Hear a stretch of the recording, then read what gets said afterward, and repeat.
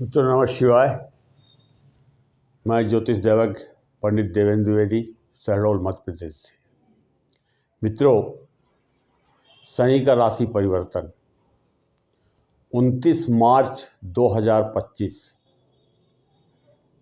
इस तारीख को शनि देव राशि परिवर्तन कर रहे हैं और जिन जिन राशियों पर साढ़े साती चल रही है उसी के आधार पर ये विश्लेषण किया जा रहा है। ये चंद्र राशि पर आधारित नहीं है, लग्नानुसार है। हर व्यक्ति का जन्म किसी न किसी लग्न में हुआ है। हर व्यक्ति के जन्म कुंडली में 12 राशियां कहीं न कहीं विद्यमान हैं और शनि का जो राशि परिवर्तन है यह ग्रह गोचर के अनुसार है। जो लोग ये सोचते हैं कि शनि की साढ़े साती चालू हो गई है, अनंत समस्याएं आएंगी, तो ऐसा सोचना शायद ठीक नहीं है। आप अपनी कुंडली उठाइए और उसमें देखिए कि गोचर में शनि देव किस राशि पर है। मकर राशि, कुंभ राशि, मीन राशि और मेष राशि, ये 4 राशियां हैं। 4 राशियों में जहां चंद्रमा लिखा हुआ है वो राशि आपकी मानी जाएगी और उसी के अनुसार उसका फल भी होगा, उसका विश्लेषण भी होगा। मैं एक एक करके आपसे बातें करूँगा और ये कुंडली जो फल आदेश है, जो विश्लेषण है, ये 29 मार्च 2025 से माना जाए ये लग्न कुंडली है, मेष लग्न की लग्न कुंडली है। इसके आधार पर मैं पहले बात करूंगा। और मित्रों, एक चीज़ और बता देता हूं कि इतना विश्लेषण करने के लिए काफ़ी लंबा वीडियो बन जाता है, तो लोग ठीक से देख भी नहीं पाते। एक पार्ट इसका बनेगा और एक पार्ट इसका बनेगा। ये है अष्टक वर्ग की कुंडली। हम इससे देखेंगे कि शनि देव किस भाव में है, किस राशि में है, क्या परिणाम देने वाले हैं। और इससे हम देखेंगे कि शनि जिस भाव में है उस भाव में बिंदु कितने आ रहे हैं, अंक जो हमें प्राप्त हो रहे हैं वो कितने आ रहे हैं। ये दूसरा पार्ट होगा। अतः आपसे आग्रह है कि दोनों पार्ट आप देखेंगे तो आपको समझ में आ जाएगा। 15-15, 20-20 मिनट का वीडियो बनेगा ये, आप दोनों पार्ट देखें। इसके पश्चात आपकी जन्म कुंडली में शनिदेव कितने पावर में हैं, वो नुकसान कर रहे हैं या फायदा, शुभ फल प्रदान करेंगे या अशुभ फल प्रदान करेंगे, हमको इससे पता चलेगा। पर सूक्ष्म रूप में जाकर के जब हम भिन्नाष्टक वर्ग की सारणी देखेंगे, भिन्नाष्टक कुंडली देखेंगे, तो उससे पता चल जाता है कि शनि शुभ है या अशुभ। यदि शुभ है तो उनकी शुभता कैसे बढ़ाई जाए, और अशुभ है तो उनसे प्रार्थना कैसे की जाए, किस मंत्र का जाप किया जाए, क्या दान दिया जाए, अपने स्वभाव में, व्यक्तिगत जीवन में क्या परिवर्तन लाया जाए कि शनि के प्रकोप से हम बच सकें। शनि न्याय के देवता हैं, ये आप सभी को मालूम है। शनि दंडाधिकारी हैं, आप सभी को मालूम है। हमारे द्वारा किए गए कर्म, हमारे द्वारा किए गए संचित कर्म किसी भी जन्म के हों, उसके अनुरूप, उसके अनुसार शनिदेव हमें न्याय देते हैं। हमारे कर्म अगर खराब थे तो परिणाम खराब होगा, और अच्छे थे तो परिणाम भी अच्छा होगा। शनिदेव अपना कार्य कर रहे हैं। हम अपने कर्मों को दोष नहीं देते। हमसे जो किसी भी जन्म में या वर्तमान जीवन में हमसे जो गलतियां हुई हैं, हम अपने आप को दोष नहीं देते और शनि को दोष देते हैं कि शनि की 7.5 अशुभ रही या शुभ रही। 12 राशियां हैं। 12 राशियों में 8 अरब लोग हैं। अगर हम उसे विभाजित करें तो लगभग 65-66 करोड़ लोग एक राशि में आते हैं। अब मीन राशि में अगर 65-67 करोड़ लोग आ रहे हैं तो क्या 65 करोड़ लोग बीमार पड़ जाएंगे, कर्ज हो जाएगा, धंधा बैठ जाएगा, ये जीवन से और भी जुड़ी समस्याएं हैं वो आ जाएंगी? शायद ऐसा तो नहीं है। मीन राशि के ही बहुत से ऐसे लोग होंगे जिन्हें इतना अच्छा परिणाम मिलेगा, 7.5 साल में वो कहां से कहां पहुंच जाएंगे। उन्नति ही उन्नति होगी उनके जीवन में। और कुछ मीन राशि वाले ऐसे होंगे जो वास्तव में समस्याओं से घिर जाएंगे, बीमारी से घिर जाएंगे, कर्ज से घिर जाएंगे, अनेक समस्याएं उत्पन्न होंगी।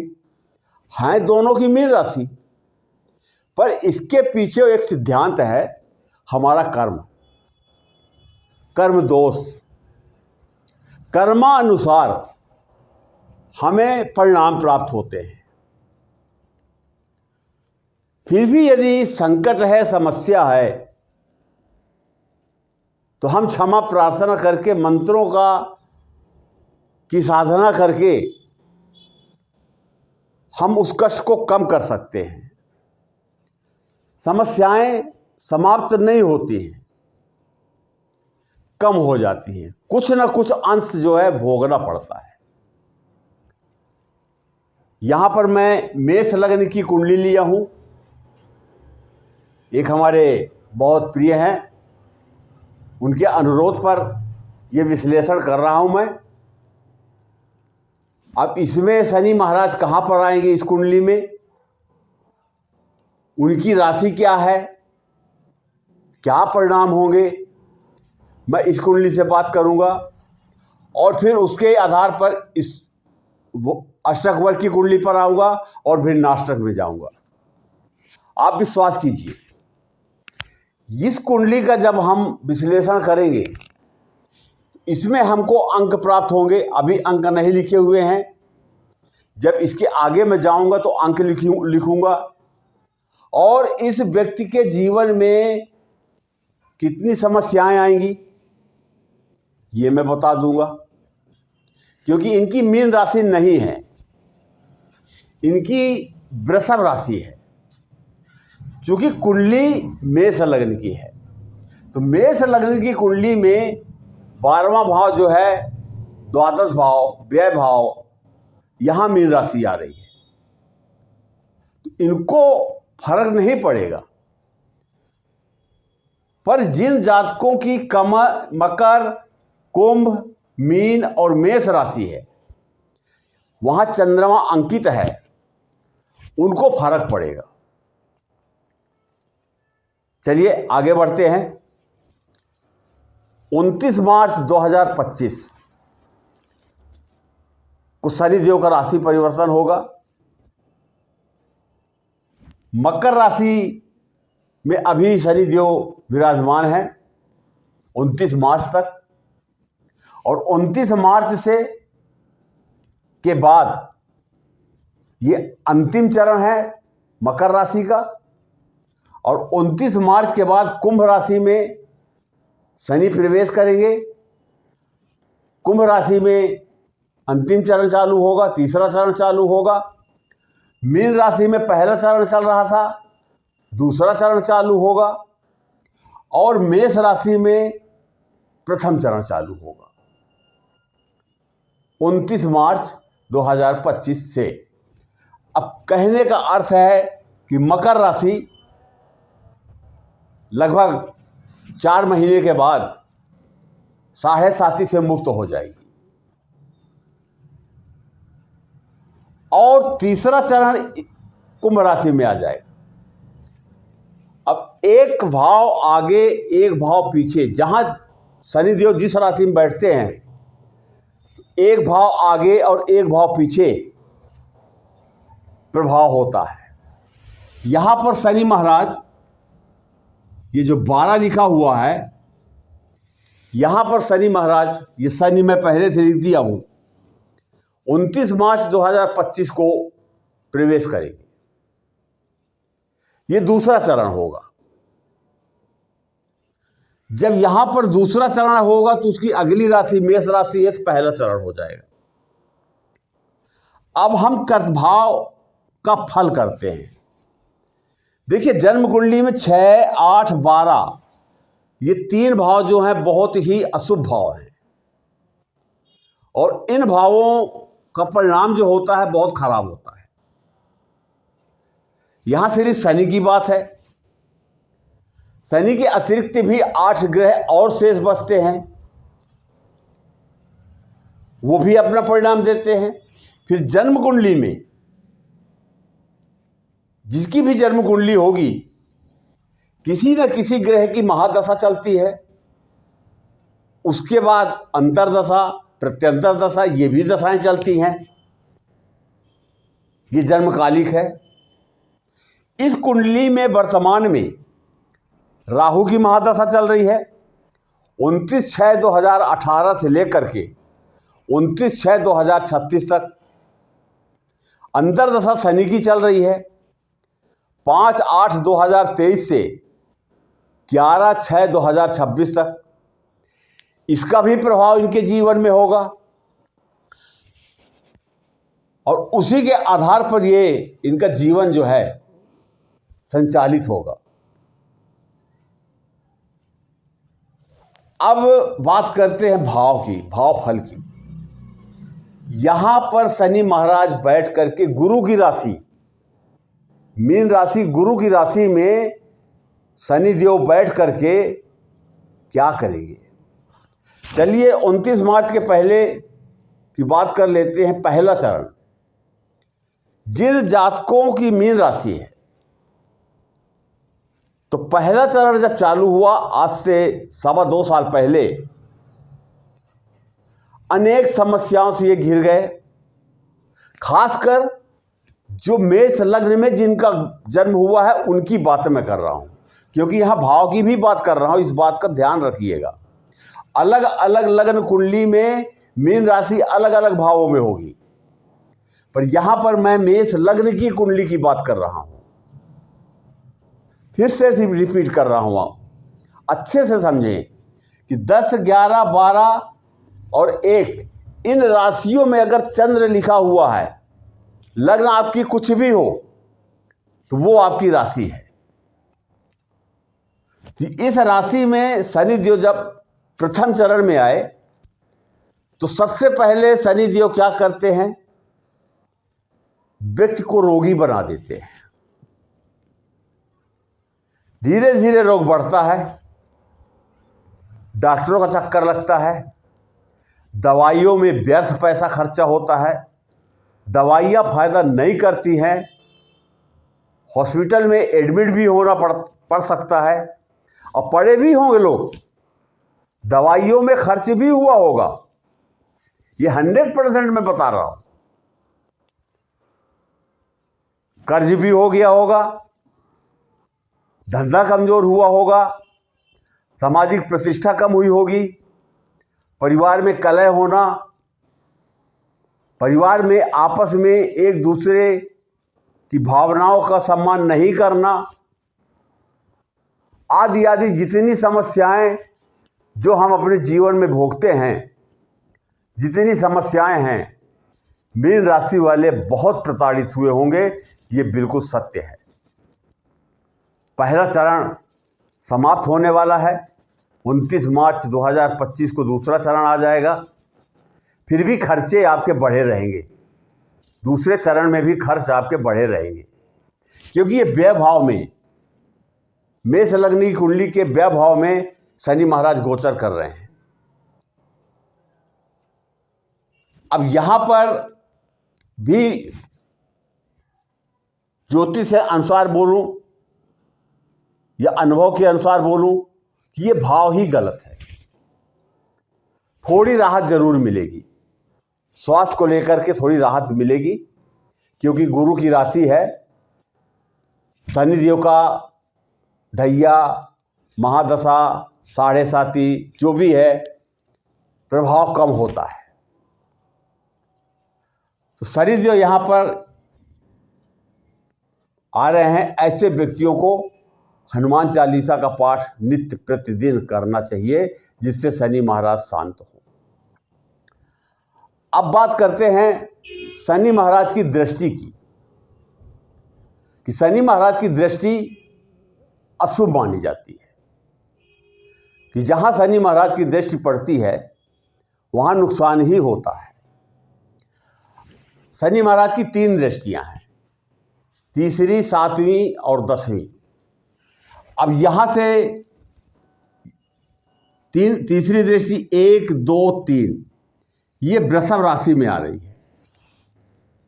अब वृषभ राशि, इनकी वृषभ राशि है, चंद्रमा यहां पर बैठा हुआ है, वृषभ राशि है, पर शनि की तीसरी दृष्टि यहां पड़ रही है। ये धन भाव है, वाणी का भाव है, कुटुंब का भाव है, तो इसको भी प्रभावित करेंगे। भले इनकी राशि वृषभ है, शनि की राशि है, अच्छी राशि है, इनको भी धन के लिए संघर्ष करना पड़ेगा,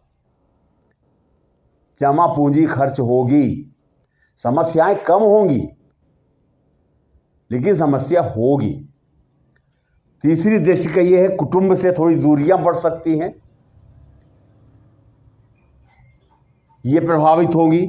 अब 7वीं दृष्टि 1, 2, 3, 4, 5, 6, 7 ये लीजिए बुध की राशि, कन्या राशि, तो ये भाव भी गलत है। और शनि की 7वीं दृष्टि यहां पड़ रही है, तो ये राशि, कन्या राशि के लोग भी परेशान होंगे, कर्ज लेना सकता है, लिया जा सकता है, शत्रुता बढ़ सकती है, बीमारी भी हो सकती है। जबकि मित्र राशि बुध और शनि मित्र हैं, पर यह भाव गलत है, दृष्टि पड़ने से यहां पर भी फर्क पड़ेगा। 8, 9, 10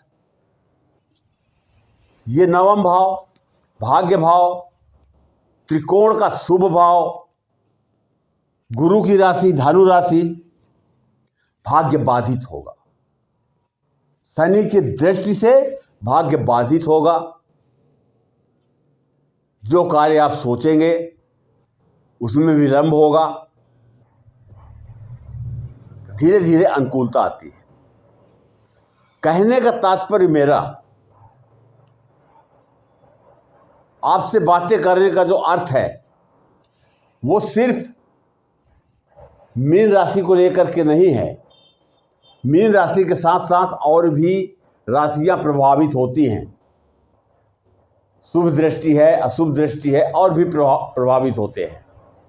तो ये छोटा सा विश्लेषण मैंने आपको बताया। अगर आप अपनी या अपनों की जन्म कुंडली दिखाना चाहते हैं, किसी भी प्रकार का ज्योतिषी परामर्श चाहते हैं, ज्योतिषी उपाय चाहते हैं, तो दिए गए व्हाट्सएप नंबर में 9329293499 इसमें आप मैसेज कर दें।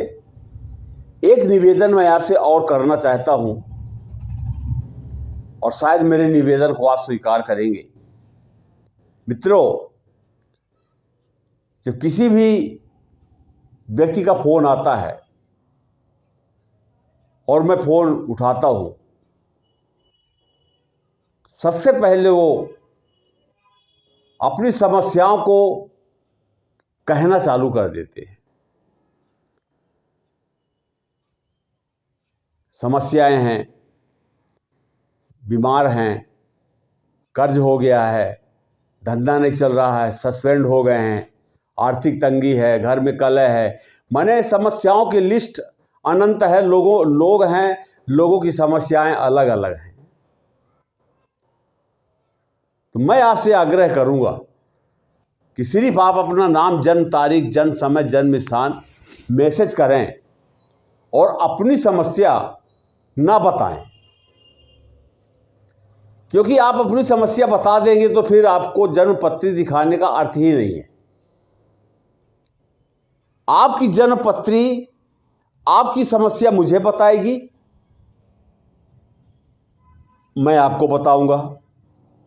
आपकी जन्म पत्री उपाय मंत्र मुझे बताएंगे, मैं आपको बताऊंगा। और जीवन में स्वास्थ्य कैसा होगा, धन कितना होगा, कुटुंब कैसा होगा, पैतृक संपत्ति मिलेगी नहीं, हमको जीवन में मेहनत कितनी करनी पड़ेगी, परिश्रम, हमारे पास गाड़ी होगी, बंगला होगा, घर होगा, छोटा होगा, बड़ा होगा, कैसा होगा, हमारी शिक्षा कितनी होगी, हमारी बुद्धि कैसी होगी, संतान कैसी होगी, रोग कैसा होगा, सतता होगी कि नहीं होगी, कर्जा कितना होगा कि नहीं होगा, पत्नी कैसी होगी, पत्नी से दाम्पत्य जीवन सुख में मंगलमय होगा कि नहीं होगा, पत्नी पति की बात मानेगी कि पति पत्नी की बात मानेगी, आयु कितनी होगी, आयु वृद्धि के लिए क्या करें, भाग्य कितना साथ दे रहा है, हम जो कार्य करते हैं उसमें हमको कितनी सफलता मिलती है, हमारे कर्म क्या हैं, जो हम कार्य करते हैं उससे हमको आय कितनी होती है, उस आय में जो हम खर्च करते हैं वो कितने प्रतिशत खर्च करेंगे, बचा हुआ धन हमारे पास कितना बचेगा, ये मैं इस कुंडली से बताऊंगा। और जो जिस ग्रह की महादशा चल रही है, अंतरदशा चल रही है,